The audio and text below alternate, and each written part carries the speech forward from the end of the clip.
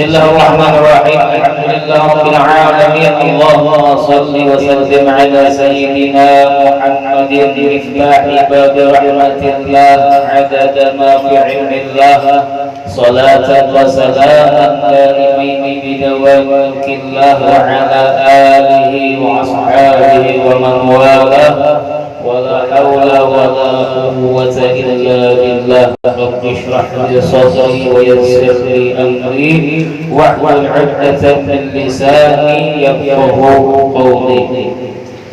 Alhamdulillah, bersyukur kepada Allah Subhanahu wa taala yang telah mengumpulkan kita di tempat yang mulia ini. Karena di tempat ini kita melakukan hal-hal yang mulia, membaca hal-hal yang mulia. Mudah-mudahan Allah Subhanahu wa taala menjadikan kita orang-orang yang mulia di dunia dan mulia di akhirat. Amin ya rabbal alamin.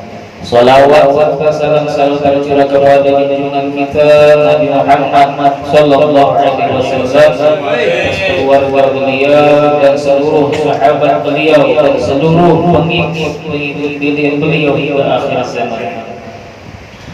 Para hadirin hadirat yang sama-sama insyaallah dimuliakan oleh Allah Subhanahu wa taala. Malam ini kita melanjutkan membaca hadis Arba'in An-Nawawi, yaitu memasuki hadis yang ke-7. Yang mana di hadis ke-7 ini kita akan membahas tentang nasihat, yang mana nasihat itu adalah tiang daripada agama. An-Nabi Ruqayyah Tamim bin Aus Ad-Dari radhiyallahu anhu anna an-Nabiyya sallallahu alaihi wasallam qala ad-dinun nasiha. Qulna liman ya Rasulullah? Qala lillahi wa li kitabihi wa li rasulihi wa li a'immatil muslimin wa 'ammatihim. Rawahu Muslim. An Abi Ruqayyah. Hadis ini diriwayatkan daripada Abi Ruqayyah. Kenapa beliau disebut Abi Ruqayyah? Karena beliau mempunyai anak satu-satunya yang bernama Ruqayyah. Jadi Abi Ruqayyah itu sebagai kunyah beliau, sebagai julukan beliau. Tamim bin Aus Ad-Dari, yaitu nama beliau Tamim bin Aus Ad-Dari. Kenapa beliau disebut Ad-Dari? Karena beliau mempunyai kakek yang namanya adalah Darir. Ngaran kakek beliau namanya Darir, makanya beliau disebut di ujung daripada namanya dengan Ad-Dari, Tamim bin Aus Ad-Dari. Beliau ini adalah termasuk petinggi daripada sahabat-sahabat Nabi Muhammad sallallahu alaihi wasallam. Beliau masuk Islam di tahun ke-9 daripada hijrah Nabi. Setelah Nabi hijrah ke Madinah 9 tahun, maka beliau masuk Islam. Beliau termasuk sahabat yang paling terkenal dan paling unggul daripada kalangan sahabat yang lain-lainnya.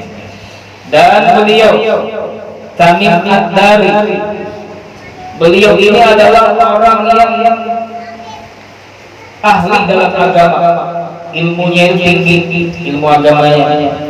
Dan beliau adalah seseorang yang ahli ibadah kepada Allah Subhanahu wa taala. Dan beliau adalah seseorang yang senang membaca Al-Qur'an. Senang membaca Al-Qur'an. Karena yaqra'ul Qur'an fi rak'atin. Beliau pernah mengkhatamkan Al-Qur'an dalam satu rakaat. Salat satu rakaat khatam Al-Qur'an. Kalau kita kan bacanya terus mulai dulu ulhu anas itu aja terus. Kalau para wali itu Para sahabat Nabi, wah itu kalau baca surat dalam sembahyang itu panjang-panjang. Ini serakaat saja khatam Al-Quran. Berarti 2 rakaat, 2 kali khatam Quran.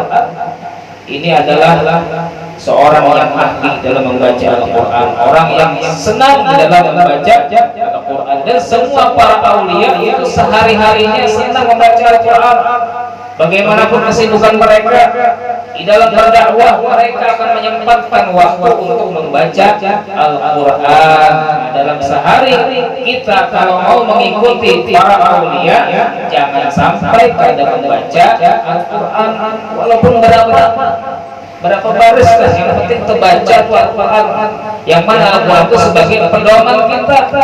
Kalau kada dibaca kayak nah, jadi biasakan setiap hari membaca Al-Quran.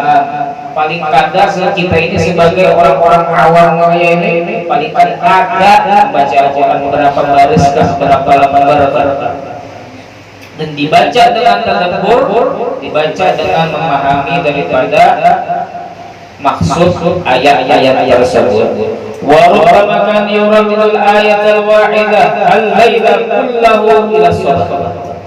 Kadang-kadang beliau ini mengulang-ulang satu ayat, mengulang-ulang satu ayat sampai subuh. Jadi malam hari di ibadahnya membaca ini aja, membaca satu ayat aja sampai subuh. Karena mungkin beliau itu merasa ayat itu sangat menyentuh kepada hati beliau. Beliau baca sampai subuh itu aja. Dan banyak juga orang yang seperti ini daripada para aulia Allah Subhanahu wa taala tertuju mengulang-ulang satu ayat sampai berkali-kali karena merasa satu ayat tersebut adalah ayat yang sangat menyentuh bagi hati mereka. Nah, jadi kalau pian ketemu ayat yang mana pian merasa benar ketika membaca ayat tadi disentuh hati pian, ulangi berkali-kali sampai pian jujur-jujur merasakan nikmat dengan itu dan dia merasakan pemahaman, mendapatkan pemahaman yang banyak daripada itu. Ulang-ulang. Misalnya pian baca babi ayyi rabbikuma tukadziban, maka dengan nikmat Tuhanmu yang mana yang kamu dustakan. Ulangi supaya kita ini syukur lawan nikmat. Wah banyak banget diberi nikmat oleh Allah Subhanahu wa taala. Nikmat nafas, nikmat harta, kawa makan, kawa minum, nikmat keluarga, nikmat tempat tinggal. Banyak nikmat yang diberikan oleh Allah. Jadi diulang-ulang baca tadi. Wa bi ayyi ala'i rabbikuma tukadziban. Wa bi ayyi ala'i rabbikuma tukadziban. Diulang-ulang sampai hati kita ini merasa tersentuh dengan ayat tersebut. Washtara hullatan bi alfin kana yaqumu fiha al-laila, dan beliau ini Tamim Ad-Dari. Ini kita masih mengesah orang yang meriwayatkan hadis yang akan kita baca setelah ini. Beliau ini Tamim Ad-Dari ini adalah pernah beliau membeli pakaian yang sangat mahal yang harganya 1.000 dirham. Pada tahu hitungannya berapa, pokoknya larang benar baju yang ditukar sendiri. Sagan apa baju yang ditukar sendiri? Sagan beribadah kepada Allah Subhanahu wa taala. Sagan qiyamul lail, bertahajud. Jadi baju tukar larang-larang sagan dipakai bertahajud. Semalam suntuk beliau memakai pakaian tersebut. Nah ini menghargai Allah Subhanahu wa taala, berhadapan kepada Allah dengan pakaian yang bagus. Jangan berhadapan lawan Allah dengan pakaian seadanya. Bertamu lawan pacar, pakaian bagus benar, harum, pakaian hajar. Bertamu lawan pejabat, bagus benar pakaian. Riuh-riuh misalnya kawan SMP, SMA, bagus benar pakaian. Menghadap Allah barang rabit pakaian. Apalagi beginian yang hilang apa namanya banyak lawas sudah berpuluh-puluh tahun masih dipakai. Mulai zaman tahun 45 masih dipakai. Karena bapak pakai sekali-kali tapi pian berusaha pakai yang terbagus daripada pakaian pian ketika pian sholat. Pakai yang paling bagus karena pian menghadap kepada Allah Subhanahu wa taala. Apa dalilnya? Kita menghadap Allah dengan pakaian yang bagus itu apa dalilnya? Innallaha jamilun yuhibbul jamal. Allah itu indah dan senang kepada yang indah. Itu dalilnya. Innallaha jamilun yuhibbul jamal. Sesungguhnya Allah itu indah, suka kepada yang indah. Itu dalilnya kalau ingin pakainya orang-orang. Ada lagi viral mengatakan menyebut nama malaikat Jibril, Mikail, Israfil, karena Hakim Atir Jamal ya. Semuanya Jamal. Jadi beliau kami dari orang yang tinggi derajatnya di sisi Allah Subhanahu wa taala. Pernah juga beliau ini pernah datang ke Madinah dan beliau membawa lampu bahari itu kayak obor gitu, model kayak obor gitu. Nah, diandaki minyak, ada anunya, ada apa namanya, ada sumbunya, diandaki minyak, kemudian dihidupi. Beliau membawa obor, kemudian beliau gantungkan obor-obor tadi di sekitar masjid. Obor tadi di sekitar masjid digantungkan oleh beliau sehingga masjid itu terasa terang, kelihatan terang. Maka Nabi Sallallahu Alaihi Wasallam melihat itu, Nabi mengatakan, "Nawwarta masjidana, nawwarallahu alaika fid dunya wal akhirah." Wahai Tamim, engkau telah memberikan cahaya kepada masjid-masjid kami, maka mudah-mudahan Allah memberi cahaya kepada engkau di dunia dan di akhirat. Jadi kau yang sidin luar biasa menerangi masjid. Nah, ini bagus nih kalau film masjid ada sumbang lampu atau sumbang duit sedikit. Insyaallah biar akan diterangi oleh Allah Subhanahu wa taala di dunia dan di akhirat. Amma wallahi law kana li ibnatun la alkahtukaha. Kata Rasulullah, demi Allah, seandainya aku punya anak perempuan, maka aku nikahkan dengan engkau wahai Tamim. Saking ilmunya Rasulullah lawan Tamim dari kelakuannya adalah kelakuan yang membuat Allah Subhanahu wa taala ridha, membuat Rasulullah sallallahu alaihi wasallam ridha. Sampai nabi itu faqala rajulun ya Rasulullah, maka seseorang mendengar itu mengatakan, wahai Rasulullah, ana uzawijuhu ibnati, wahai Rasulullah, aku yang akan menikahkan dengan anakku. Aku punya anak perempuan, wahai Rasulullah, aku nikahkan anak perempuanku dengan Tamim Ad-Dari. Inilah kedudukan Tamim Ad-Dari di sisi Rasulullah sallallahu alaihi wasallam. Inilah derajatnya, keutamaan daripada seorang Tamim Ad-Dari. Maka kita hidup ini, ayo kita mencari-cari keutamaan. Apakah digaul daripada hal-hal yang membuat hidup Rasulullah sallallahu alaihi wasallam. Di antaranya bulan Maulid ini, kayak apa cara kita membuat imam Rasulullah sallallahu alaihi wasallam hadiri perayaan Maulid Nabi Muhammad sallallahu alaihi wasallam. Dengarkan ceramah-ceramahnya, ambil daripada apa yang disampaikan itu amalkan. Ini membuat imam Rasulullah sallallahu alaihi wasallam. Kalau ada orang minta sumbangan, sumbang. Nah, di situ niat membuat imam Rasulullah sallallahu alaihi wasallam. Kemudian kita memasuki hadisnya, hadis yang ke-7. Qala, berkata Tamim Ad-Dari,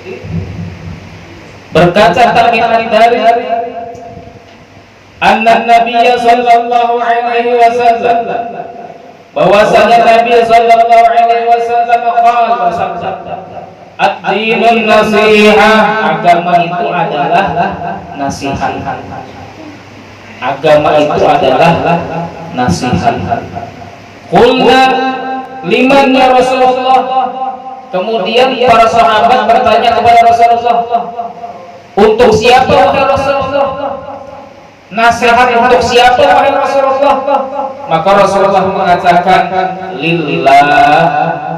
Nasihat bagi Allah. Agama itu nasihat bagi Allah. Kayak apa ini menasihati Allah? Apakah kita menyuruh Allah, ya Allah, kenapa dia menyugihakan itu? Al-Qurannya menyugihakan turun saja. Kenapa dia menyugihakan itu? Lain itu. Masa kita menasihati Rasulullah kayak itu? Wahai Rasulullah, pian itu salah kayak itu. Seharusnya pian kayak ini. Wahai Rasulullah, pian salah memberikan nikmat. Seharusnya pian memberikan nikmat kepada ulun. Nah ini bukan menasihati Rasulullah dengan seperti ini, ada. Nasihat bagi Allah Subhanahu wa taala itu maksudnya adalah kita beriman kepada Allah Subhanahu wa taala. Kemudian kita mengerjakan perintah-perintah Allah Subhanahu wa taala. Menjauhi larangan-larangan Allah Subhanahu wa taala. Tidak mensekutukan Allah Subhanahu wa taala. Dan menjauhi orang-orang yang bermaksiat kepada Allah dan mendekati orang-orang yang taat kepada Allah. Itu yang dimaksud dengan nasihat kepada Allah. Kemudian Rasulullah melanjutkan wali kitabihi, dan untuk kitabnya. Nasihat untuk kitabnya kayak apa ini nasihat untuk kitab? Apakah kita menasihati kitab? Masa Al-Quran dinasihati? Yang ada Al-Quran menasihati kita. Yang mana itu kalamnya Allah Subhanahu wa taala. Bagaimana itu kita menasihati daripada kitab? Yang dimaksud dengan menasihati kitab Al-Quran adalah beriman dengan Al-Quran, mengamalkan apa yang disebutkan oleh Al-Quran, memuliakan kepada Al-Quran. Kemudian dan juga diharamkan memanjangkan kaki kepada Al-Quran. Maksudnya diharamkan kita itu ujur sedangkan di hadapan kaki kita jadi Al-Quran. Itu haram. Kada ba'adat lawan Al-Quran. Dan bisa-bisa hukumnya murtad kalau dasar wujud menghina kepada Al-Quran. Jelas-jelas misalnya Al-Quran di hadapannya, batunya ujur, batisnya berhadapan lawan Al-Quran. Batisnya tadi mana-mana, walaupun kada tentang langsung, tapi batisnya tadi berhadapan lawan Al-Quran. Niatnya menghina kepada Al-Quran. Wa yusannu ja'aluhu 'ala kursi, dan disunahkan menjadikan Al-Quran itu di atas tempat yang tinggi, jangan di atas, di bawah, jangan di lantai, karena di lantai ini habis kita injak, habis kita duduki, itu kan baik-baik. Itu masih ada zaman sekarang orang yang menuju mana Quran di bawah, di lantai. Coba ingat bahwasanya kita rancak berjalan di situ, kita rancak duduk-duduk di situ. Kada pantas Al-Quran diandak di tempat yang seperti itu. Jangan diandak di kursi, di tempat yang kita pernah duduki.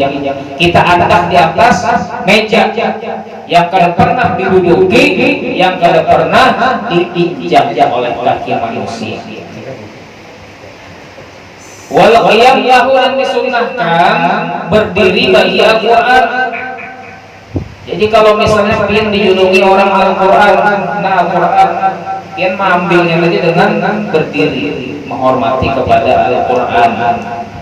Jangan mengambilnya dengan duduk.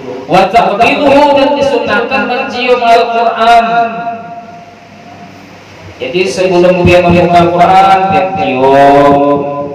Habis tuntung membaca Quran, cium ulang dengan niat menghormati kepada Al-Quran tersebut. Wa taqyibuhu, dan disunahkan pula harum makan Al-Quran, dikasih minyak harum, diwangiakan Al-Quran tadi dengan niat memuliakan kepada Al-Quran. Ada satu cerita bahwasanya ada seorang saleh, beliau melihat ada di tanah apa namanya, ada kertas, robekan kertas di tangan. Beliau melihat robekan kertas di tangan, kemudian beliau ambil, ternyata dalam kertas tersebut ada tulisan Bismillahirrahmanirrahim, dan di situ ada sedikit daripada tulisan ayat-ayat Quran. Maka beliau mencium daripada kertas tersebut dan beliau kasih minyak wangi kertas tersebut. Maka pada malam harinya beliau bermimpi melihat Allah Subhanahu wa taala. Kemudian Allah berkata kepadanya, sebagaimana engkau membuat harum namamu di dunia, maka aku akan membuat harum namamu di dunia dan di akhirat. Maka setelah itu dia tergolong daripada aulia Allah Subhanahu wa taala. Sebabnya tadi apa? Sebabnya cuma hal yang sepele sebenarnya. Kalau dilihat mata orang yang biasa, anggap itu sepele, tapi di pandangan orang yang soleh, di pandangan orang yang mengerti, di pandangan orang-orang yang ta'zim kepada Al-Quran, ini adalah hal yang luar biasa. Satu kertas saja ada tulisan Bismillah, ada tulisan ayat Al-Quran sedikit di situ. Dimuliakannya, dicium, dikasih minyak wangi, kemudian dia bermimpi kepada Allah. Allah mengatakan, sebagaimana engkau membuat harum namamu di dunia, maka aku akan buat harum namamu di dunia dan di akhirat. Makanya kita jangan sepelekan amalan-amalan yang soleh-soleh, yang baik-baik, jangan diremehkan. Bisa jadi di situ ada ridhonya Allah Subhanahu wa taala.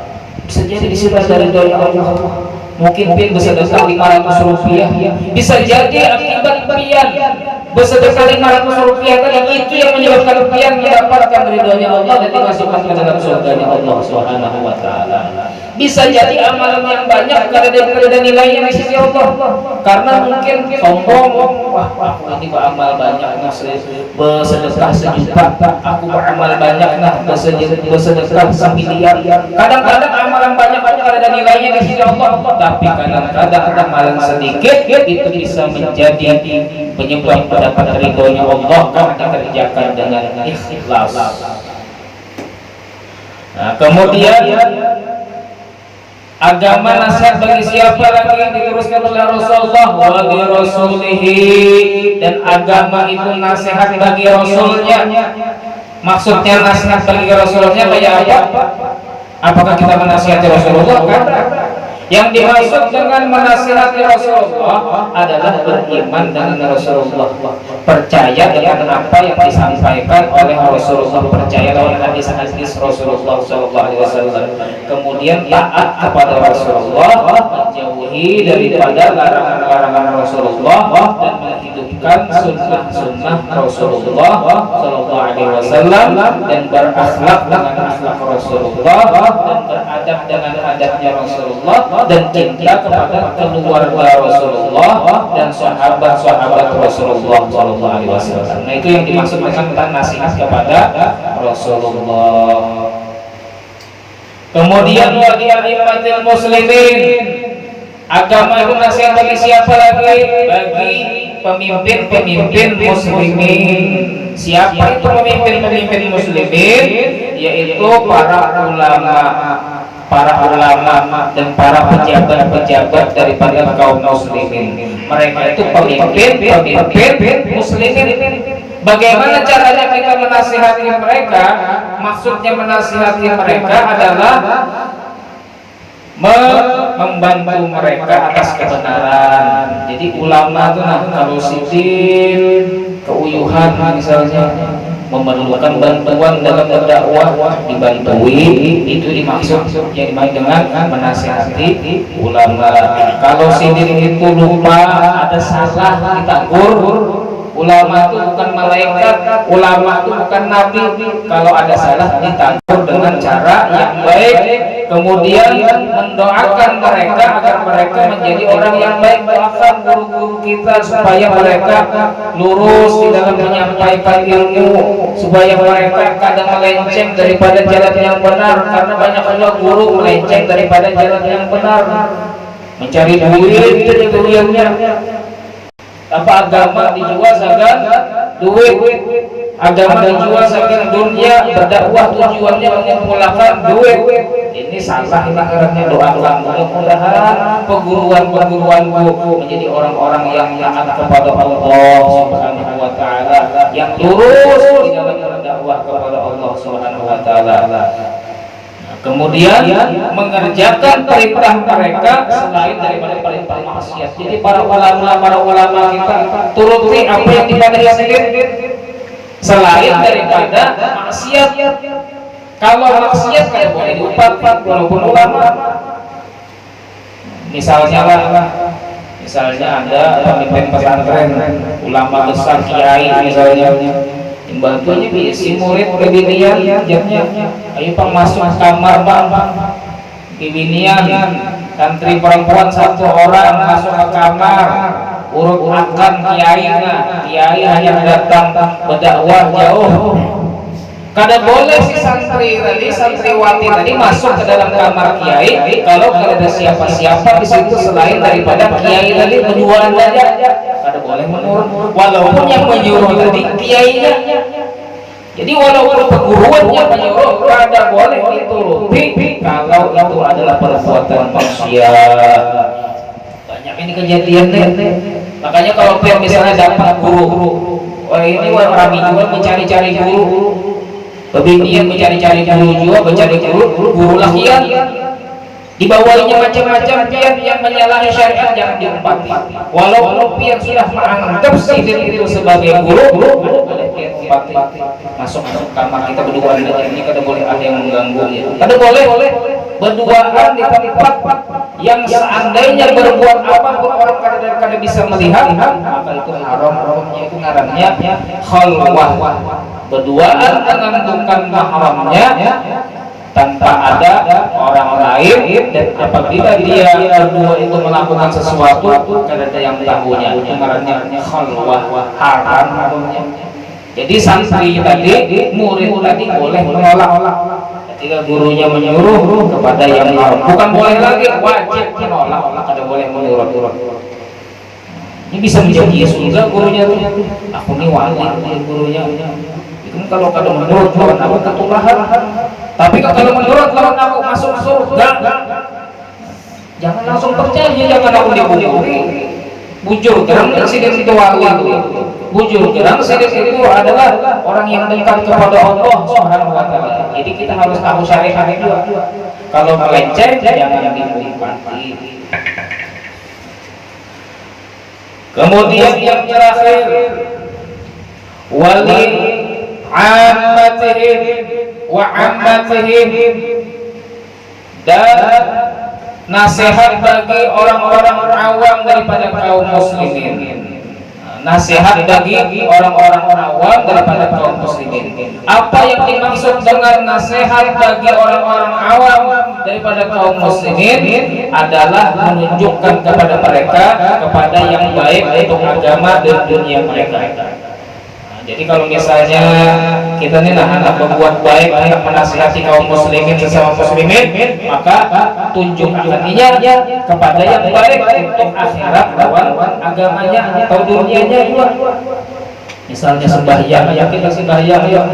Kalau kita ada sembahyang, enak diazab dia kubur, setiap hari diazab dengan api di dalam kubur sampai hari kiamat. Nasihatin gitu. Itu ngarannya menasihati kaum muslimin. Kemudian dipandang itu masalah dunianya, ini akan bisa begawi, bisa begawi, biar pada akhir lebih baik yang begawi kayak ini lah, tukar tanah misalnya, bertanam di situ, bertanam apakah supaya ikan bisa di situ jadi usaha tanaman ikan tadi.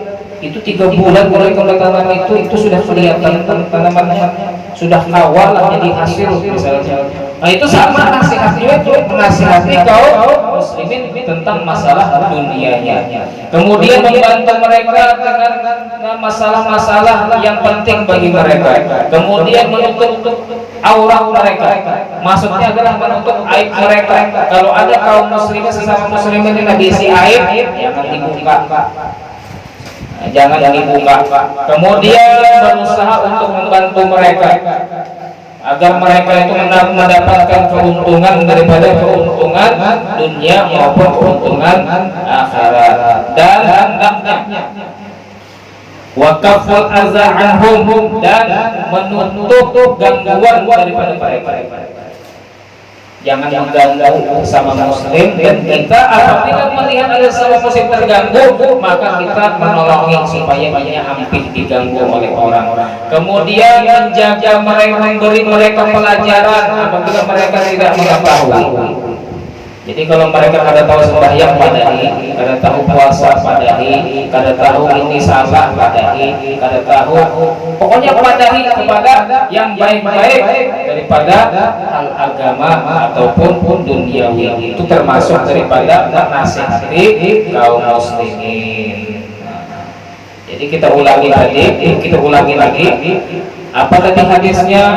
Rasulullah bersabda agama itu adalah nasihat. Kemudian sahabat bertanya, nasihat bagi siapa ya Rasulullah? Maka Rasulullah katakan nasihat bagi Allah, nasihat bagi kitabnya, nasihat bagi Rasulnya, nasihat bagi pemimpin kaum muslimin, dan nasihat bagi orang-orang awam daripada kaum muslimin. Mudah-mudahan Allah Subhanahu wa taala menjadikan orang-orang kita semua orang-orang yang ahli nasihat, yang mana beriman kepada Allah, taat kepada Allah, beriman kepada kitab dan taat kepada kitab, beriman kepada Rasul, taat kepada Rasulullah SAW, dan taat kepada para ulama, dan kita menjadi orang-orang yang membantu kepada kaum muslimin, yang menolong kepada sesama kaum muslimin, yang menghilangkan gangguan daripada sesama kaum muslimin. Mudah-mudahan Allah Subhanahu wa taala menjadikan kita orang-orang yang baik, sehingga kita menjadi orang-orang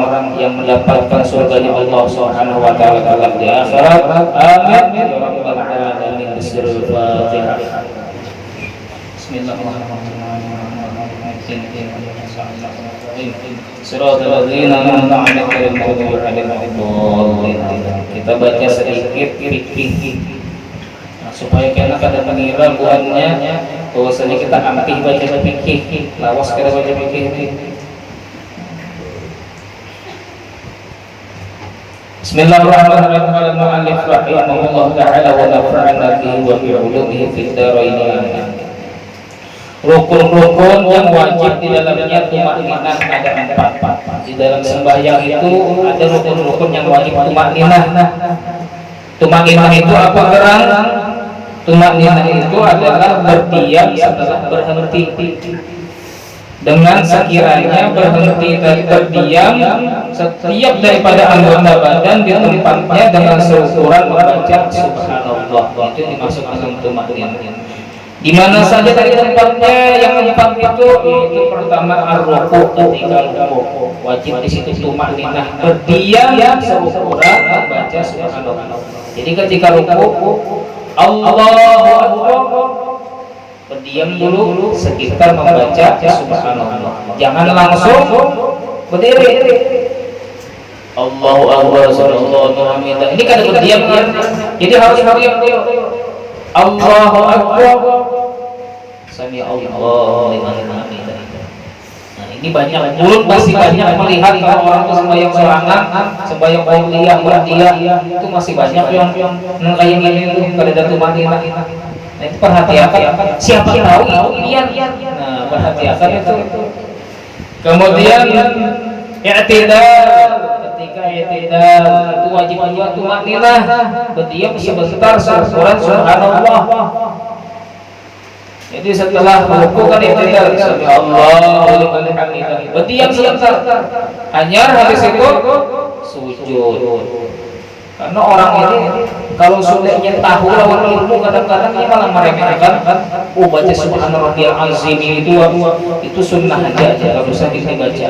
Akhirnya cepat banget. Allahu akbar, Allahu akbar.